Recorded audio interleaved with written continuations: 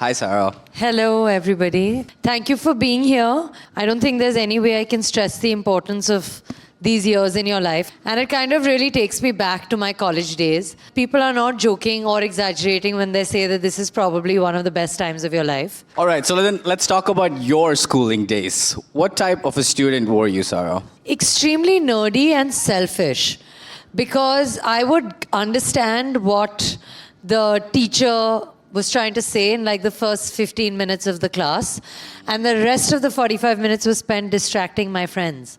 Don't be like that. That's not the right way to be. Were you a front bencher then? Always. Okay. Always. You said proudly. I've always been academically inclined. I think there's a nerd in me that's still very active. And I'm very proud of my education, actually. Would you ever bunk classes? There's a smile. So very, very, very, very rarely. Okay. I wanted to talk about your Instagram usage. How much Instagram do you use in a day, on average? Honestly, it depends. If I'm promoting two films simultaneously, then constantly. But I can also go without it. In fact, I was shooting Ae Watan Mere Watan and Murder Mubarak kind of simultaneously. The last day of Ae Watan was on the last day of April. I think 30th April. And 1st May, I took my mum to Kashmir and then I went to Kedarnath with my friends. And for like 10 days, there was nothing. So I like to do that as well.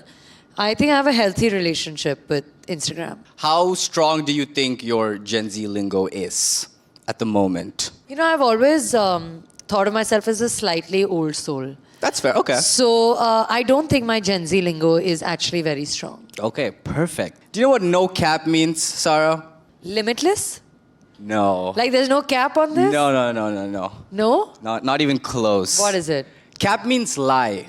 So when you say no cap, it's like I'm not lying. Like topi nahi phera raha hu. Sure, yeah. We'll go with that. Oh! That makes sense. Yeah. Oh. Okay. Like literally. All right. Cute. To the next one. What does sus mean? Suspicious. Yes. I know. My brother says it all the time. The third word is ghosting. When the bro or not bro doesn't reply, right? Yeah. Or when you don't reply Yeah. to the bro or not bro. Yeah. Have you been ghosted, Sarah? No. Must be nice. Thanks. Yeah. What does slay mean?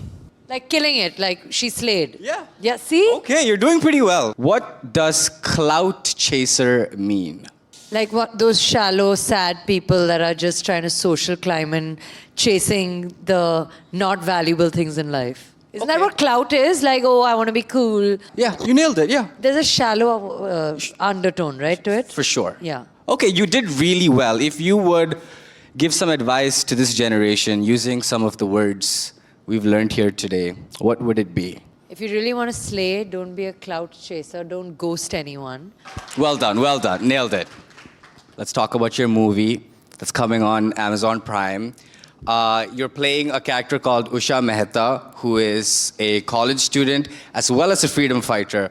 What would you say was the most difficult characteristic of that character to embody? All of us today, we're free citizens. So I think it's very difficult to kind of imagine a time where we weren't that. You know, we take our privilege of freedom for granted. And I think going back to a time where you truly had to fight for it, where the death penalty was a real and palpable threat. I think trying to do justice to that period was the tricky aspect. I also feel and know on a slightly personal note, this is a more muted, subtle, but definitely the strongest and most inspirational character I've even tried to portray. What drew you to want to take this film up? Honestly, I'm a history student, okay? And I've studied Indian history also. And I didn't know who Usha Mehta was. And I felt a strange sense of guilt at that because when I actually then researched and found out just how much she had contributed to the Indian freedom movement, she came up with this idea of this underground radio. She decided that if all our leaders are in jail, what are we going to do? We need to broadcast their speeches and we need to record these speeches and then broadcast them. She realized that in 1857, the reason we lost the revolt was because communication was not a thing. We were not good at communicating. We didn't have means to communicate.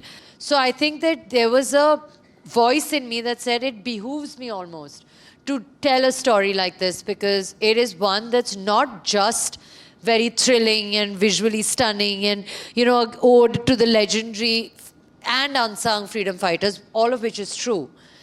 But it's also, I think, the kind of film that has lessons that are extremely relevant even today. The movie also, it shows a lot of young people being able to bring about actual change. Could you talk a little bit more to that point? I think the youth is the pulse of the nation. And I think that as the youth of the country, it's very important for us to see merit and value in raising our voices when it's needed. I know as an actor, and on a personal note, if I can say so, I had started getting very comfortable in my bindas, loud, gregarious exterior. I didn't know that there is a sensitive side in me because I had silenced it for so long. I had forgotten that actually I am a girl that rides on conviction. I am a girl that has a voice. I am a girl that is sensitive. I am a girl that is strong. I am a girl that feels a do-or-die spirit. I am somebody that's ambitious, that has dreams, that has aspirations. And I think playing Usha Mehta's character, I was reminded of these aspects of my own life. So as far as change is concerned, that's already happened. I already look at myself differently. And I think that if the soul of the film and the theme of the film, which is truth, courage, and bravery, evokes something in even someone, that's more than what most films do nowadays.